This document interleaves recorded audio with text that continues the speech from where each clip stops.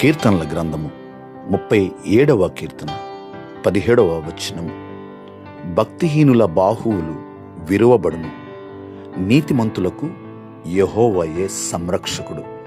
ప్రియులరా, దేవుని వాగ్దాన వాక్యము మనుషుల బలము, అధికారం, సంపద, ప్రభావం ఎంత గొప్పగా కనిపించినా దేవుని చిత్తానికి విరుద్ధంగా నిలిచిన బలం నిలువదు. భక్తిహీనుల బాహువులు అంటే వారి స్వీయ శక్తి, ఆధారం, గర్వం, ప్రభావం దేవుడు సమయానుసారం వాటిని నిర్వీర్యం చేస్తాడు.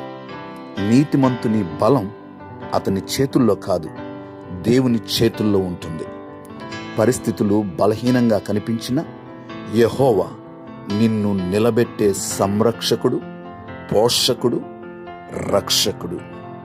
ప్రార్థన. సకలాశీర్వాదములకు కారణభూతుడా మా దేవా, మీకు వందనాలు, స్తోత్రాలు. మీరిచ్చిన ఈ వాగ్దాన వాక్యమును బట్టి వందనాలు. నిశ్చయముగా మీరు మాకు సంరక్షకుడిగా ఉన్నందుకు వందనాలు, స్తోత్రాలు ప్రభువా. అయా, ప్రతి ఒక్క బలహీనతను ప్రభువా జయించడానికి మీరు కృపను అనుగ్రహించే దేవుడుగా, బలపరిచే దేవుడుగా మీరు ఉన్నందుకు వందనాలు, స్తోత్రాలు. ఈ నూతన మాసంలో మమ్మల్ని ప్రవేశపెడుతున్నందుకు వందనాలు ప్రభు. మీ యొక్క దీవెనలతో, అయా మీ యొక్క బలముతో మీరు మమ్మల్ని నింపమని ప్రార్థన చేయించున్నాం. మీ హస్తము తోడుగా ఉంచండి, మీ కృపాక్షేమములు అనుగ్రహించండి.